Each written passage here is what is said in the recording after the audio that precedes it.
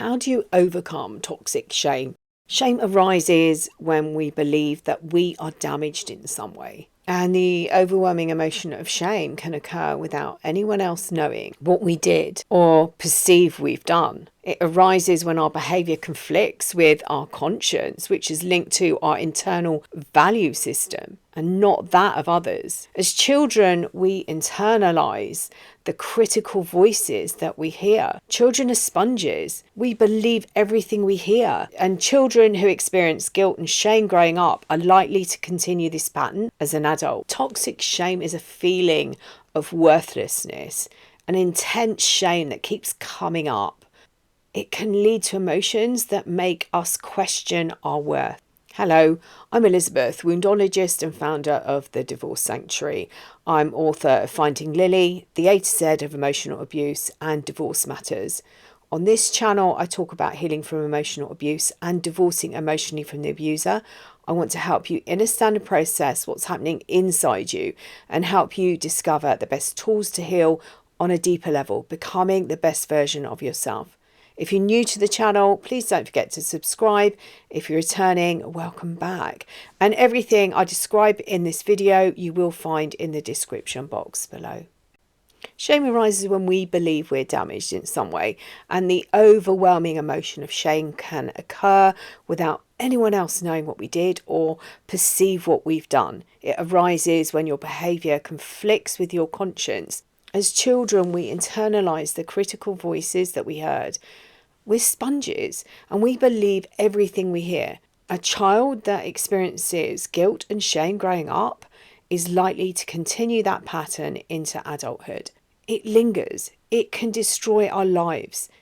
We can lose days, weeks, months over situations and events that happen. Toxic shame is an emotion that arises like a wave throughout the body. The mind finding the situations to prove that you're worthless, showing you a slideshow of all the times that you've done this before. You've been treated badly. You did not have a good role model growing up. Someone who supported and nourished you, who took care of you, and you take on these beliefs about yourself. Accompanying with them come emotions. Intense shame that keeps coming up can become toxic shame. Most of us experience shame at some point. We have done something foolish or used the wrong word or phrase, or perhaps shared something vulnerable in front of others. Perhaps we didn't perform or complete a task as well as we know we could have done. Shame can bury itself deep into our psyche, an emotional wound that is inflicted by the words of an unhealthy person. It might have been the playground bully, or closer to home by a parent or a caregiver. The words are shot at us with a poisonous dart and they lodge in our bodies, creating an emotional wounding, triggered when we experience or hear something familiar. Shame on you. Words were used to intentionally or unintentionally shame us, and with the point of the finger, it's like a curse is being placed on us as a child. And for that child who is not given the tools to create self-worth, we internalise these wounds and the emotions that they carry, waiting for the poison to be released into the body. The definition of toxic is poisonous.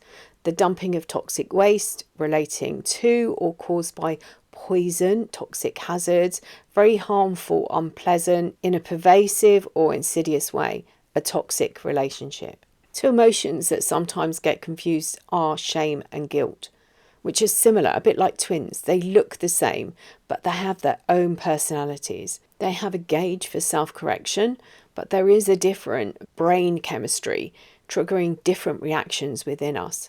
Shame arises when we believe that we are damaged in some way, whereas guilt arises when we think we have hurt someone or damaged something.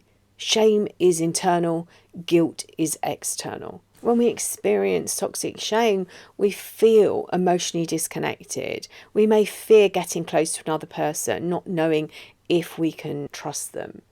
And if you could imagine standing in front of a large tree which has two main branches reaching out like arms. One branch represents love and the other fear.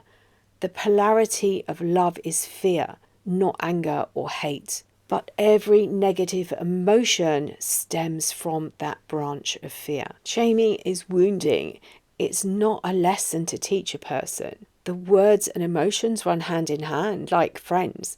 They call out to each other often when a situation arises. The mind finds the example and the body provides the emotion to match. Toxic shame sabotages our life. It takes away the good we have. You might have heard comments like, you could have done better. You could have put more effort in. Why are you not like your sister, your brother, cousin? Why are you not like the neighbour's daughter or son? You've let yourself down again.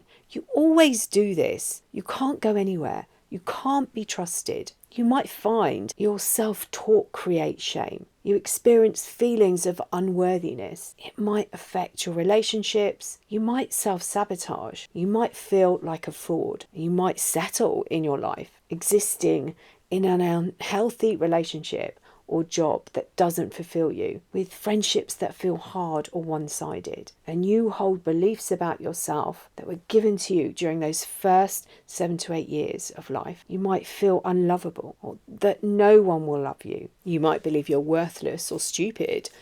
You may believe that you're a bad person or always causing trouble. You may internalize the belief that you don't matter or that no one cares about you. You might believe you're selfish and ungrateful. You might not see how beautiful you really are, as you've never been told this. And every word that was said to you was to tear you down and tear down your self-esteem. Toxic shame is hard to live with.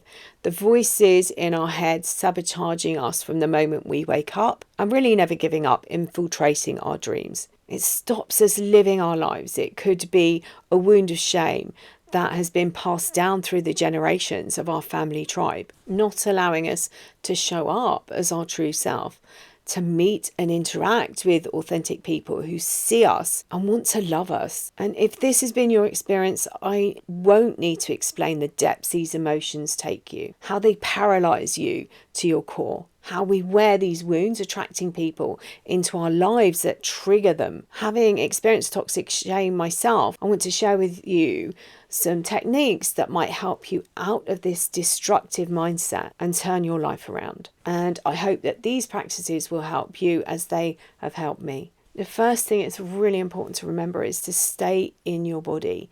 Grounding will help you do that, where you're away from your thoughts, where you're away from being presented these reels and reels of footage that you have collected over the years of what you have done and said before that prove that you are damaged. And I will link in the description box below the playlist that I have that will help you ground. Breathing will also help you control the chemicals that are flowing around your body. It will help you stay in your body and out of your head, allow you to take control of your nervous system and calm that down. And wound talking. Listen to the voices you hear. These voices are your jailers. They are the ones who keep you trapped. When you identify them and the wounds and the words they say, you can challenge them and these beliefs that you hold about yourself. Keep asking yourself, is this true?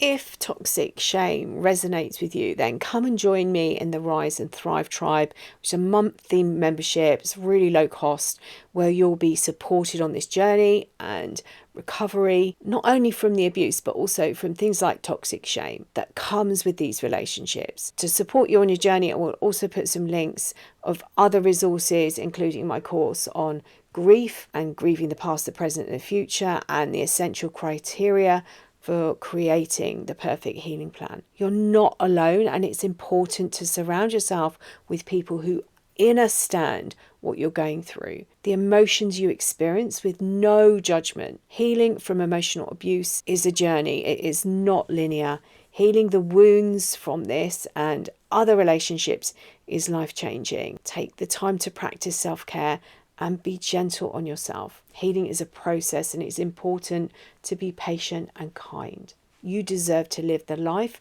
you were born to live. A life free from emotional abuse, free from drama. Take the first steps towards healing today and start living the life you deserve. Sending you loads and loads of love.